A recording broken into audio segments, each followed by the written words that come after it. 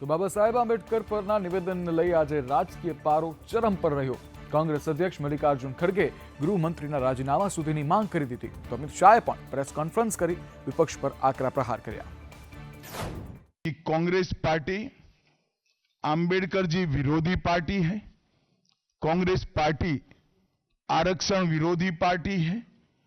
Congress party संविधान विरोधी party है। कांग्रेस पार्टी ने सावरकर जी का भी अपमान किया। कांग्रेस पार्टी ने आपातकाल डालकर संविधान के सारे मूल्यों की धज्जियां उड़ा दी और भारत की भूमि तक को संविधान तोड़कर विदेशी देशों को देने की हिमाकत कांग्रेस पार्टी के शासन में हुई। आप लोग अंबेडकर अंबेडकर 100 बार पुकारते हो, उतना ही अगर आप 100 बार भगवान का नाम अगर लेते तो आप 7 बार स्वर्ग में जाते। यानी बाबा साहब अंबेडकर का नाम लेना ये गुनाह है और उनकी बनाई हुई संविधान को विरोध करना उनकी मंशा थी। આજે સંસદના શિયાળુ સત્રનો 18મો દિવસ હતો। લોકસભા અને રાજ્યસભા બંનેમાં બાબા સાહેબ આંબેડકરના નામે હોબાળો થયો હતો। લોકસભાની કાર્યવાહી શરૂ થતાં જ વિપક્ષે બાબા સાહેબના નામ પર હોબાળો મચાવ્યો હતો। વિરોધ પક્ષના સાંસદો બાબા સાહેબની તસવીરો લઈને સંસદ પહોંચ્યા હતા। વિપક્ષના સાંસદોએ ગૃહમાં જય ભીમ અને માફી માંગોના નારા લગાવ્યા હતા। મલ્લિકાર્જુન ખડગેએ કહ્યું કે અમે કોઈ નવો મુદ્દો લઈને આવ્યા નથી, ગૃહમંત્રી જ મુદ્દાને ચર્ચામાં લઈને આવ્યા છે। ખડગેએ કહ્યું કે અમિત શાહે બાબા સાહેબનું અપમાન કર્યું છે। વાસ્તવમાં શાહે એવું કહ્યું હતું કે કોંગ્રેસ જેટલું આંબેડકર આંબેડકર કરે છે તેટલું ભગવાનનું નામ લીધું હોત તો તેમને સ્વર્ગ મળી ગયું હોત। આ મામલે કોંગ્રેસ સહિત વિપક્ષના સાંસદોએ અમિત શાહ પર આંબેડકરનું અપમાન કરવાનો આરોપ લગાવ્યો હતો। જે બાબતે કેન્દ્રીય મંત્રી અર્જુન રામ મેઘવાલે કોંગ્રેસનું અપમાન કરવાનો ઇતિહાસ છે, આજે તેઓ ઢોંગ કરી રહ્યા છે તેવી પ્રતિક્રિયા આપી હતી। તો કેન્દ્રીય મંત્રી કિરણ રિજિજુએ રાજ્યસભામાં કહ્યું કે અમિત શાહના નિવેદનની માત્ર 10 થી 12 સેકન્ડની વિડીયો ક્લિપ બતાવીને વિપક્ષના નેતા દેશને ગેરમાર્ગે દોરી રહ્યા છે અને વિવાદ ઊભો કરી રહ્યા છે। અધ્યક્ષ ધનખેડે પણ આ હોબાળા બાદ ગૃહને સ્થગિત કર્યું હતું। બાબા સાહેબ આંબેડકરને લઈને ગૃહમાં વિપક્ષના હોબાળા બાદ પીએમ મોદીએ એક્સ પોસ્ટ પર કોંગ્રેસ પર આકરા પ્રહાર કર્યા હતા।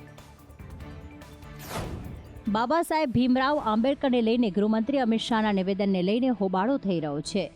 સંસદમાં વિરોધ પક્ષોએ સરકાર પર જોરદાર પ્રહારો કર્યા હતા, જે બાદ પીએમ મોદીએ આ મુદ્દે અમિત શાહનો બચાવ કર્યો છે।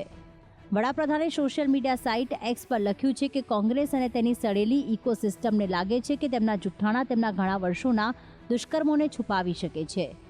પીએમએ લખ્યું કે ખાસ કરીને જો કોંગ્રેસ વિચારે છે કે તે ડોક્ટર આંબેડકરનું અપમાન છુપાવશે તો તે તેમની તરફથી ગેરસમજ છે। ભારતના લોકોએ વારંવાર જોયું છે કે કેવી રીતે એક પરિવારની આગેવાની હેઠળની પાર્ટીએ ડોક્ટર આંબેડકરના વારસાને ભૂંસી નાખવા અને SC/ST સમુદાયોને અપમાનિત કરવા માટે દરેક સંભવિત ગંદી યુક્તિનો ઉપયોગ કર્યો છે। અમિત શાહે મંગળવારે બંધારણના 75 વર્ષ પૂર્ણ થવા પર ચર્ચા દરમિયાન ગૃહને સંબોધિત કર્યું હતું। આ દરમિયાન અમિત શાહે કહ્યું હતું કે BR આંબેડકરનું નામ લેવું હવે ફેશન બની ગયું છે। જો તમે ભગવાનનું આટલું નામ લીધું હોત તો તમે 7 જન્મો માટે સ્વર્ગમાં ગયા હોત। હવે આ મામલો વધુને વધુ તૂલ પકડી રહ્યો છે। ભારતીય જનતા પાર્ટી કેન્દ્રીય મંત્રી નીતિન ગડકરી, જ્યોતિરાદિત્ય સિંધિયા અને ગિરિરાજ સિંહ સહિત 20 સાંસદોને નોટિસ મોકલશે। મંગળવારે એક દેશ એક ચૂંટણી બિલની રજૂઆત દરમિયાન લોકસભામાં હાજર ન હતા તેવા તેના સાંસદોને ભાજપ નોટિસ આપશે।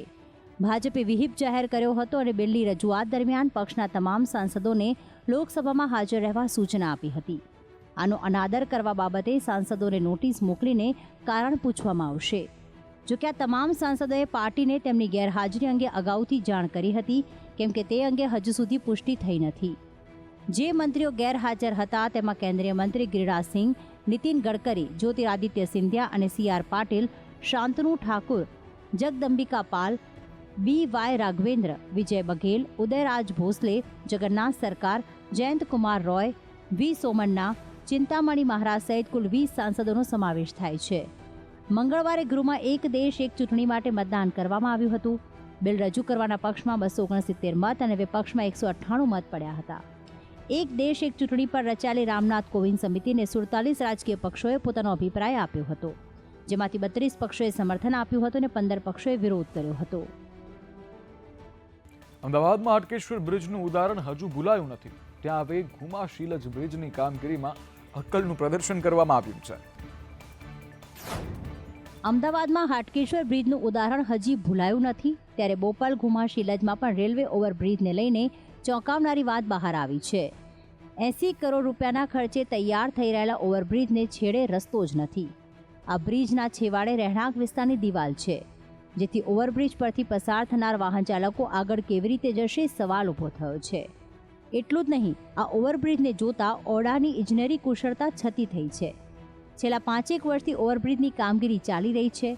રેલવે ઓવરબ્રિજની 80% કામગીરી પૂર્ણ થઈ ચૂકી છે, પરંતુ હવે જ્યારે કરોડો રૂપિયાના ખર્ચે તૈયાર થયેલા ઓવરબ્રિજનું ઉદ્ઘાટન કરવાનો સમય આવ્યો ત્યારે જ બ્રિજ નિર્માણની કામગીરી અટકી પડી છે.